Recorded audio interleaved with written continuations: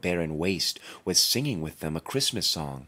It had been a very old song when he was a boy, and from time to time they all joined in the chorus. So surely as they raised their voices, the old man got quite blithe and loud, and so surely as they stopped, his vigor sank again. The spirit did not tarry here, but bade Scrooge hold his robe, and passing on above the moor, sped whither? Not to sea, to sea. To Scrooge's horror, looking back, he saw the last of the land, a frightful range of rocks behind them, and his ears were deafened by the thundering of water, as it rolled and roared and raged among the dreadful caverns it had worn, and fiercely tried to undermine the earth.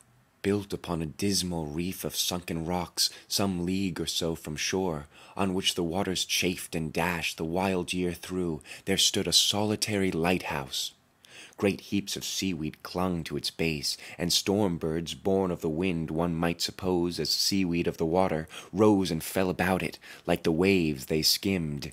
But even here 2 men who watched the light had made a fire, that through the loophole in the thick stone wall shed out a ray of brightness on the awful sea. Joining their horny hands over the rough table at which they sat, they wished each other Merry Christmas in their can of grog, and one of them, the elder too, with his face all damaged and scarred with hard weather, as the figurehead of an old ship might be, struck up a sturdy song that was like a gale in itself.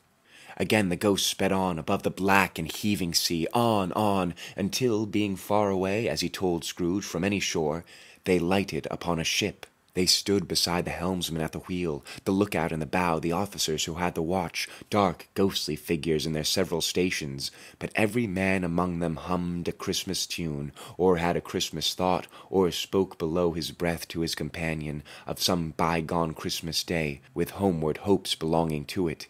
And every man on board, waking or sleeping, good or bad, had had a kinder word for another on that day than on any day in the year, and had shared to some extent in its festivities, and had remembered those cared for at a distance, and had known that they delighted to remember him. It was a great surprise to Scrooge, while listening to the moaning of the wind, and thinking what a solemn thing it was to move on through the lonely darkness over an unknown abyss, whose depths were secrets as profound as death. It was a great surprise to Scrooge, while thus engaged, to hear a hearty laugh.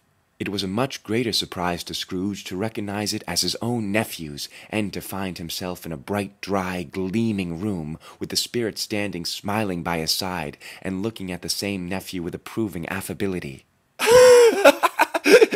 Laughed Scrooge's nephew. If you should happen by any unlikely chance to know a man more blessed in a laugh than Scrooge's nephew, all I can say is I should like to know him too. Introduce me to him and I'll cultivate his acquaintance. It is a fair, even-handed, noble adjustment of things, that while there is infection and disease and sorrow, there is nothing in the world so irresistibly contagious as laughter and good humor.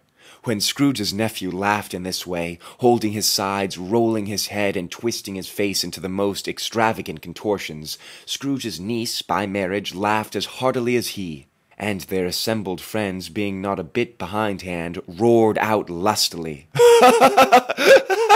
"He said that Christmas was a humbug as I live," cried Scrooge's nephew. "He believed it, too." "More shame for him, Fred," said Scrooge's niece indignantly. "Bless those women, they never do anything by halves. They are always in earnest."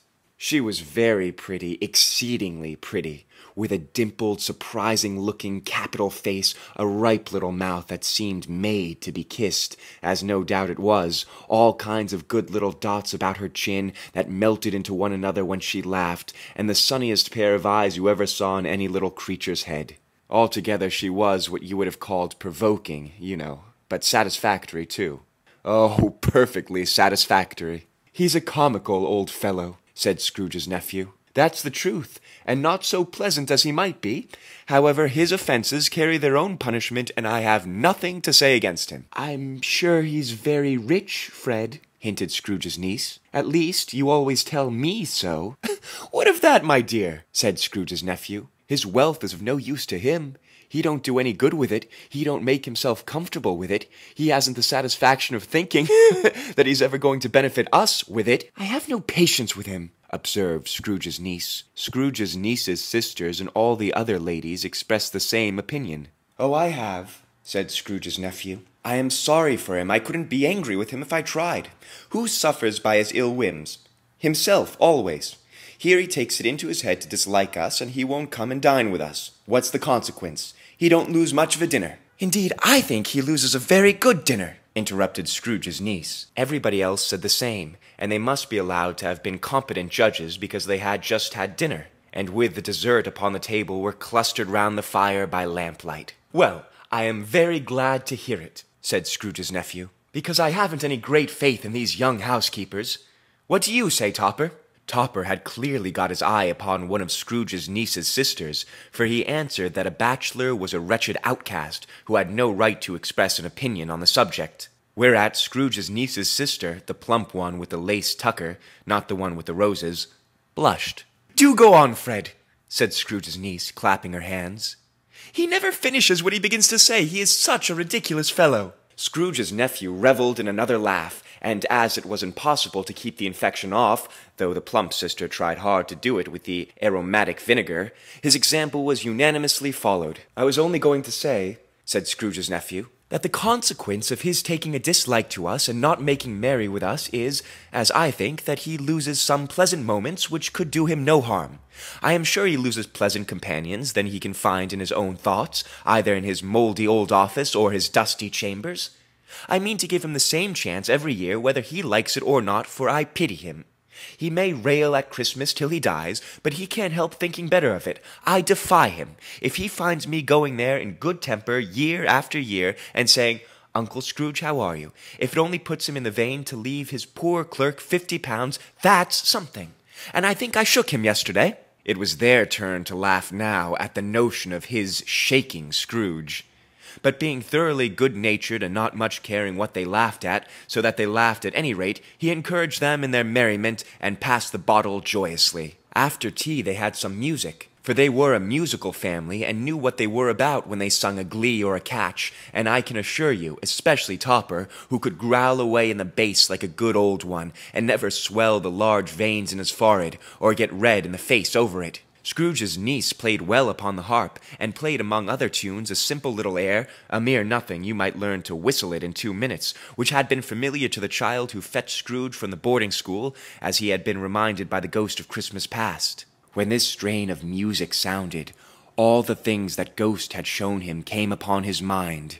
He softened more and more, and thought that if he could have listened to it often years ago, he might have cultivated the kindness of life for his own happiness with his own hands, without resorting to the sexton's spade that buried Jacob Marley. But they didn't devote the whole evening to music. After a while they played at forfeits, for it is good to be children sometimes, and never better than at Christmas, when its mighty founder was a child himself. Stop. There was first a game at blind man's buff. Of course there was. And I no more believe Topper was really blind than I believe he had eyes in his boots. My opinion is that it was a done thing between him and Scrooge's nephew, and that the ghost of Christmas present knew it. The way he went after the plump sister and the lace tucker was an outrage on the credulity of human nature. Knocking down the fire-irons, tumbling over the chairs, bumping up against the piano, smothering himself amongst the curtains wherever she went, there he went. He always knew where the plump sister was. He wouldn't catch anybody else. If you had fallen up against him, as some of them did, on purpose, he would have made a feint of endeavoring to seize you, which would have been an affront to your understanding, and would instantly have sidled off in the direction of the plump sister. She often cried out that it wasn't fair, and it really wasn't. But when, at last, he caught her, when, in spite of all her silken rustlings and her rapid flutterings past him, he got into a corner whence there was no escape, then his conduct was the most execrable. For his pretending not to know her, his pretending that it was necessary to touch her headdress, and further to assure himself of her identity by pressing a certain ring upon her finger, and a certain chain about her neck, was vile, monstrous. No doubt she told him her opinion of it, when, another blind man being in office, they were so very confidential.